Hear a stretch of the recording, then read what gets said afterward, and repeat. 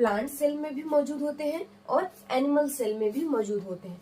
ठीक है, जैसे अगर मैं बात करूं तो इसमें आपको माइटोकॉन्ड्रिया देखने को मिलेगा। ठीक है, इसमें प्लांट सेल में भी आपको माइटोकॉन्ड्रिया देखने को मिलेगा। और अगर एनिमल सेल यानी जंतु कोशिका की बात करूं तो यहाँ पे भी आपको माइटोकॉन्ड्रिया देखने को मिलेगा। बताइए माइटोकॉन्ड्रिया क्या होता है? माइटोकॉन्ड्रिया प्लांट सेल में भी पाए जाते हैं और एनिमल सेल में भी पाए जाते हैं। इनका काम होता है प्रोटीन का संश्लेषण करना। क्या होता है इनका काम? प्रोटीन का संश्लेषण करना। प्रोटीन का क्या करता है? संश्लेषण करता है। ठीक है, प्रोटीन का संश्लेषण करता है, जिसे बोलते हैं powerhouse of the cell. यानी इसके पास एकदम अपार शक्ति होती है, यानी इसके पास सबसे ज्यादा एनर्जी होती है इस माइटोकॉन्ड्रिया के पास। और इसका भी यही काम है, प्लांट सेल और एनिमल सेल में जो भी माइटोकॉन्ड्रिया पाए जाते हैं उसका वही काम होता है, प्रोटीन का संश्लेषण करेगा। ठीक है, ऊर्जा के रूप में एटीपी देता है। ठीक है, इसके पास अपार ऊर्जा भरी हुई होती है। ये सबसे ज्यादा ऊर्जावान होता है, जो कि पूरे सेल को ऊर्जा देता है, जिसे बोलते हैं powerhouse of the cell.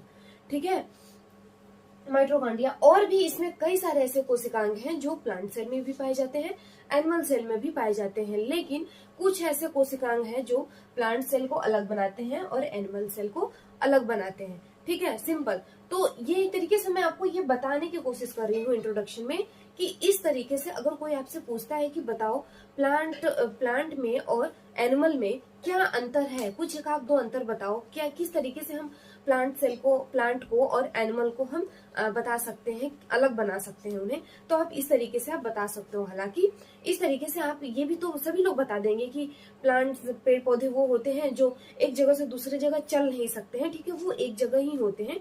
हालांकि वो प्रकाश संश्लेषण की क्रिया करते हैं, भोजन स्वयं बनाते हैं सूर्य के प्रकाश में, तो वो प्लांट्स हो गए। और एनिमल्स का मतलब ये है कि एनिमल एक जगह से दूसरी जगह जा आ सकते हैं। ठीक है, और क्या होता है कि वो भोजन स्वयं से नहीं बनाते हैं, वो दूसरों पर निर्भर होते हैं। ठीक है, तो इस तरीके से आप बता सकते हो एक नॉर्मली जो परिभाषा है। लेकिन अगर आपको बोले कि नहीं, आप एकदम सटीक बताओ कि एनिमल में और प्लांट में क्या अंतर है, तो आप इस तरीके से आप उनको बताओगे। ठीक है, और भी कई सारे ऐसे कोशिकांग मौजूद होते हैं जो प्लांट सेल में भी सेम होते हैं और एनिमल सेल में भी सेम होते हैं। ठीक है, तो इस तरीके से मैं आपको ये सब बताने की कोशिश कर रही थी कि अगर कोई मान लीजिए पूछता है, एग्जाम में आता है कि पौधे एवं जंतु में कुछ एकाक अंतर लिखो, तो आप ये सब लिख सकते हो। ठीक है, तो मैं ये बताने की कोशिश कर रही थी आपको इंट्रोडक्शन में। आगे बात करते हैं हम लोग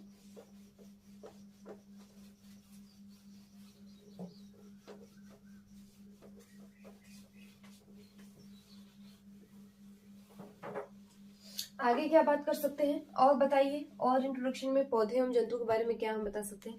ये बता सकते हैं कि जो पौधे हैं वो प्रकाश संश्लेषण के माध्यम से जो है अपना भोजन स्वयं बनाते हैं। यानी इनके पास जो है क्लोरोफिल मौजूद होती है। ये सूर्य के प्रकाश से और क्लोरोफिल की उपस्थिति में ये अपना भोजन स्वयं बनाते हैं।